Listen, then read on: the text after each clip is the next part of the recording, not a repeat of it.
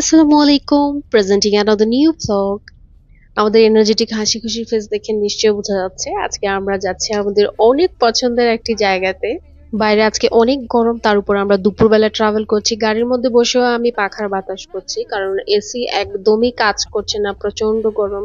যেদিন পাখাটা কিনি জামান একদম খুশি ছিল না, বলছিল গাড়ির জন্য তো আবার একটা জঞ্জাল বাড়াইলে, এটা তোমার কোন কাজে লাগবে? বাট আজকে এটাই আমার অনেক অনেক কাজে লাগছিল।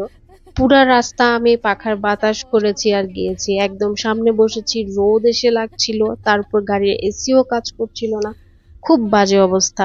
আর এই সময় পাখাটাই আমার অনেক কাজে এসেছে। অনেকবার প্ল্যান ক্যান্সেল হওয়ার পর আজকে ফাইনালি আমরা এসেছি অমল খৈনে। অমল খৈনে আমরা এসেছি আমার বাচ্চাদের অনেক পছন্দের, অনেক প্রতীক্ষিত একটি জায়গা, ড্রিমল্যান্ড অ্যাকোয়া ওয়াটার পার্ক। হ্যাঁ, আমরা আজকে অমল খৈনে ওয়াটার পার্কে এসেছি।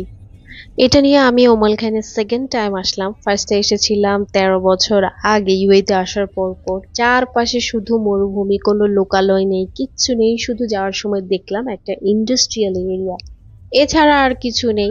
এখানে পাখার বাতাস খাইতে খাইতে আমরা আমাদের ডেস্টিনেশনে পৌঁছে গেছি। মরুভূমির মাঝখানে বিশাল বড় জায়গা নিয়ে ওয়াটার পার্কটা, একদম চারপাশে ফাঁকা আর মাঝখানে ওয়াটার পার্ক। আজকে গরমও ছিল অনেক বেশি, বিকেল 5টা। এখানে ওয়াটার পার্কে সারাদিনের জন্য টিকিট করা যায়, আবার বিকেল 5টা থেকে রাত 8টা পর্যন্ত টিকিট করা যায়। অনেক গরমের কারণে আমরা বিকেল 5টা থেকে রাত 8টার যে টিকিটটা সেটা নিয়েছিলাম। বিকেল 5টা, তারপরও রোদের দিকে তাকানো যাচ্ছিল না, এত রোদের তাপ। কোনোভাবেই রোদের দিকে আমি তাকাতে পারছিলাম না গাড়ি থেকে নামার সময়, সেই জন্য পাখাটা নিয়েছিলাম যেন শেড হিসেবে ইউজ করতে পারি।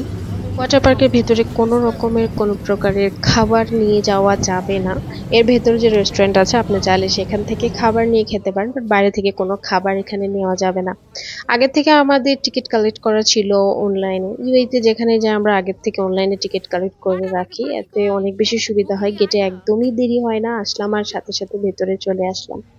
অনেক বড় জায়গা ভেতরে, মাশাআল্লাহ। ভেতরে ঢুকে ফার্স্টে এখানে একটা শপ আছে, আপনি যদি কোনো সুইমিং কস্টিউম না নিয়ে আসেন এখান থেকে সুইমিং কস্টিউম, আদার সুইমিং যে এক্সারসাইজ আছে সেগুলো নিতে পারেন। বোরখা পরে একদম কোনো রকম কোনো ওয়াটার অ্যাক্টিভিটিস করা যাবে না, বা কোনো রকম কটন কাপড় পরে ওয়াটার অ্যাক্টিভিটিস করা যাবে না। এখানে আছে একটা মিনি জু, জুতে আছে কবুতর আর বাঁদর, এছাড়া আর কিছু নেই। আর বিশাল বড় গ্রিনারিজ। আমি এখানে চেঞ্জ করে নিয়েছি যেহেতু ওয়াটার অ্যাক্টিভিটিসে কোনো রকম বোরখা টোরখা পরা যাবে না। লকারের ব্যবস্থা আছে, কিন্তু লকার ইউজ করতে গেলে পেমেন্ট করতে হবে এবং খুব হাই পে করতে হবে, অনেক বেশি, সেজন্য আমরা লকার ইউজ করিনি, আমাদের কাছে তেমন কিছু ছিল না মোবাইল ছাড়া। বাকি যা কাপড় চোপড় ছিল আমরা সাথেই ক্যারি করেছি। অবশেষে আমরা চলে এসেছি আমাদের ওয়াটার পার্কে, একদম নীল নীল পানিতে। ফার্স্টে এসে তো বাচ্চারা, ইহানের বাবা সবাই দৌড় দিয়ে পানিতে নেমে গেছে। এটা হচ্ছে পুলটা, তো ওয়েভ হচ্ছে সবসময়, মিউজিকের তালে তালে ওয়েভ হচ্ছে। তো আগে বাচ্চারা নেমে গেছিল, আমি কিছুক্ষণ ওদেরকে ভিডিও, ওদের ফটোশুট করার পর আমি তারপরে নেমেছিলাম। এখানে অনেক ওয়েভ হচ্ছিল, আর ইহানের বাবা সবাই এই যে রাবার টিউবে ওঠার চেষ্টা করছিল আর বারবার পড়ে যাচ্ছিল, মিউজিকের তালে তালে এখানে ওয়েভ হচ্ছিল। কিছুক্ষণ আমরা এখানে এনজয় করেছি, অনেক অনেক অ্যাক্টিভিটিস ছিল, তো আমাদের 3 ঘন্টার মধ্যে সবকিছু কভার করতে হবে। অলমোস্ট সবগুলো আমরা ট্রাই করেছিলাম। এখানে ওখান থেকে উঠে ইহান সামনে স্লাইডে উঠবে, তো এই যে গোল যে টিউবের স্লাইড গুলো আছে আমি ওকে নিষেধ করছি, বাবা এগুলোতে যাস না, কারণ এগুলো দেখে আমার কেমন যেন একটা সাফোকেশন ফিল। কাছে যাওয়ার পর ওর কি মনে হয়েছে ও নিজে জানে, ফেরত চলে এসেছে। এরপর আমরা সবাই মিলে এবার যাব স্ট্রেট যে ওপেন স্লাইড আছে এটাতে। লাইফে ফার্স্ট টাইম আমি স্লাইডে যাব, এর আগে কখনো আমি উঠিনি, শুধু দাঁড়িয়ে দেখেছি। অনেকটা সময় আমি ওখানে বসেছিলাম, আমার অনেক ভয় লাগছিল, সবাই আমাকে এনকারেজ করছিল যে ইয়াল্লা গো, এটা অনেক ইজি, কিচ্ছু হবে না। তারপরে জামান এসে আমাকে একটু বুঝাই সোঝায়, তারপরে আমি নিচে আসি, থাপ করে নিচে পড়ে যাই। যেভাবে একদম মানুষ পিছলা খেয়ে পড়ে যায় না, ঠিক সেভাবে আমি পড়ে গেছি, এক গাদা পানি খেয়েছি, নাকে মুখে পানি। তো যে ওখানে লাইফ গার্ড ছিল সে মনে করছে আমি সুইমিং জানি না, একদম ডুবে যাবো, সে একদম দৌড় দিয়ে এসেছে আমার হেল্প করার জন্য। তারপর বললাম না আমি ঠিক আছি আলহামদুলিল্লাহ। সো অনেক ভালো একটা এক্সপিরিয়েন্স ছিল। এট দ্য সেম টাইম পানি খেয়ে ফেলেছে অনেকগুলো, নাকে মুখে, একদম নাকে মুখে চুবানি যাকে বলে। আমার পরে জামানো এটা করলো, ও আগে করার ইচ্ছা ছিল, তারপর ও বলছে না তুমি আগে যাও তারপরে আমি যাব। আমরা ৩ জনই এটা করেছিলাম, বাট আয়েশার জন্য এটা অ্যালাউ ছিল না, সেজন্য আয়েশা এটা যায়নি। বড়দের আর বাচ্চাদের অ্যাক্টিভিটিস এরিয়া আলাদা ছিল। ওখান থেকে অ্যাক্টিভিটি করে আসার পর আমরা আয়েশার কাছে চলে আসি। আয়েশার সাথে আমরা কিছুটা সময় দেই। ছোটদের পুলে বড়টা নামতে পারবে, বা ছোটদের যে অ্যাক্টিভিটিস গুলো আছে এখানে খেলতে পারবে, বা বড়দের জন্য অ্যাডাল্টদের জন্য যে অ্যাক্টিভিটিস গুলো আছে ওখানে বাচ্চাদের একদম অ্যালাউ করে না। আমার ছেলে আমাকে চশমা ছাড়া দেখে এখানে একটা কমেন্ট করেছে। সে বলছে, মা একদম চশমা ছাড়া তোমাকে দেখতে চাইনিজের মতো লাগে।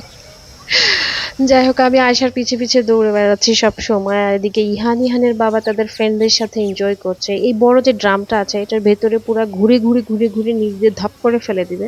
সো ইহান আর বাবা দাঁড়িয়ে থেকে অবজার্ভ করছিল, ভাবছিল উঠবে কিনা। শেষে অনেক ভয় পেয়েছে, এটা তো ওঠেনি ওরা। উপরে যে বড় স্লাইডটা আছে এখানে রাবারের যে টিউবে একবারে ৪ জনে উঠতে হয়, তারপরে একদম পাকায় পাকায় ওটাও নিচে ফালাই দেয়। সো ইহানরা ওইটাতে উঠেছিল। আমি আয়শা স্যারের সাথে থাকার কারণে এগুলো আসলে সব ক্যাপচার করতে পারিনি। এখানে এক জায়গাতে ৩টে অ্যাক্টিভিটিস এর জায়গা ছিল। উপরের পাশে ২টা ছিল বড়দের, আর নিচে এটা হচ্ছে বাচ্চাদের। তো আমি আয়শাকে নিয়ে চলে আসলাম ওর অ্যাক্টিভিটিস এরিয়াতে। এখানে বাচ্চাদের যে অ্যাক্টিভিটি আছে, বাচ্চারা যদি সেগুলো করতে চায় তাহলে অবশ্যই সেখানে প্যারেন্টদের থাকতে হবে। এমনিতে পানিতে নেমে বাচ্চারা খেলতে চাইলে ইটস ওকে, কোনো সমস্যা নেই, বাট অ্যাক্টিভিটি করতে গেলে আপনার প্যারেন্টদের ওখানে অবশ্যই উপস্থিত থাকতে হবে। তো ২৪ ঘন্টা আমি শুধু আয়েশার সাথে আছি, এছাড়া আমি আর কিছু করতে পারিনি। পরে ওর বাবা আমাকে ডেকে নিয়ে এই যে ২টা বড় বড় স্লাইড আছে এই ২টাতে উঠেছিলাম ওর বাবার সাথে, কিন্তু এর কোনো ক্লিপস আমার কাছে নেই, কারণ আমি সবার ভিডিও করেছি, বাট আমি যখন কোনো অ্যাক্টিভিটি করেছি আসলে রেকর্ড করার কেউ ছিল না, সেজন্য আমার কাছে কোনো ক্লিপ নেই। এনিওয়ে অনেক বেশি এনজয় করেছি। আমি খুব ভয় পাচ্ছিলাম, বাট জামান থাকাতে মানে অনেকটা ভয় কাটিয়ে গেছে। একা একা হলে আমি উঠতে পারতাম না, বাট জামানের সাথে উঠেছি, আলহামদুলিল্লাহ নতুন একটা এক্সপেরিয়েন্স। এইটা খুব ইন্টারেস্টিং একটা পুল। এটার নাম দিয়েছে ডেড সি। এখানে কেউ ডুবে যাবে না, সবাই শুধু এভাবে ফ্লোট করে থাকবে। খুব মজার একটা বিষয়, মজা করে করে সবাই এভাবে শুয়েছিল। সারা এরিয়া ঘুরে ঘুরে ক্লান্ত হয়ে সবাই এখানে আসছিল আরাম করতে, বাট ওয়াটার গুলো অনেক বেশি সল্টি ছিল, নাকে মুখে যখন যাচ্ছিল খুব বেশি জ্বালা করছিল। তো এখানে গেলে একটু সাবধান থাকতে হবে। আর এটা হচ্ছে লেজি রিভার, অনেকটা জায়গা নিয়ে রিভারের মতো করে একটা ক্যানেল বানিয়ে রেখেছে। পানিগুলো এত সুন্দর মাশাআল্লাহ।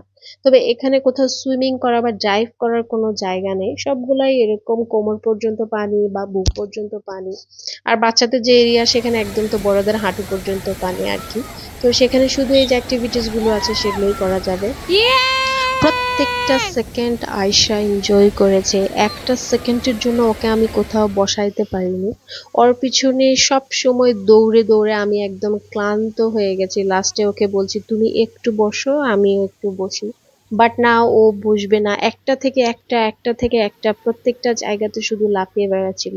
আর পানিতে এতক্ষণ ভিজিয়ে থাকতে থাকতে আমাদের অবস্থা হয়ে গেছিল একদম সেদ্ধ ভাতের মতো। আমি তো ভাবছিলাম বাচ্চারা অসুস্থ না হয়ে যায়, আমি নিজের কথাও ভাবছিলাম হয়তোবা আমিও অসুস্থ হয়ে যাব।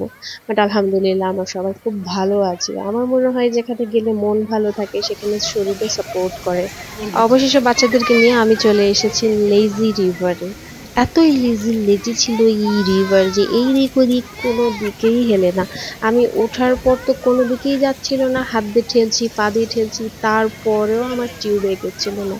মানে লেজি বলতে যা বোঝায়, একদম পারফেক্ট লেজি রিভার।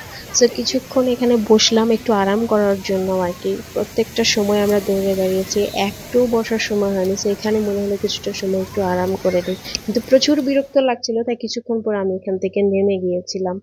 কোন দিক দিয়ে যে সময়টা পার হয়ে গেল আমরা একদম টের পাইনি। ৮টা বেজে গেছে। তারপরে চেঞ্জ করে আমরা এখন ফিরে যাচ্ছি। পুরোটা সময় আমরা এনজয় করেছি আলহামদুলিল্লাহ। ইহানের তো মন খারাপও চাইছিল আরো কিছুটা সময় ওইখানে থাকবে। আমি আর জামান গল্প করছিলাম, অনেকদিন পর এরকম হলো যে ৩টা ঘন্টা আমাদের কোনো কিছু মনে ছিল না, আর প্রত্যেকটা সেকেন্ড আমরা এনজয় করেছি আলহামদুলিল্লাহ। কয়েকদিন থেকে কোনো একটা কারণে অনেক বেশি মন খারাপ ছিল, যাক আজকে অনেকটা হালকা লাগছে। যদি অ্যাকোয়াপার্ক সম্পর্কে আপনাদের কোনো কোশ্চেন থাকে অবশ্যই আমাকে কমেন্ট করে জানাতে পারেন। আর যদি আমার ব্লগটি ভালো লাগে অবশ্যই don't forget to like, comment, share and subscribe my channel. আল্লাহ হাফেজ।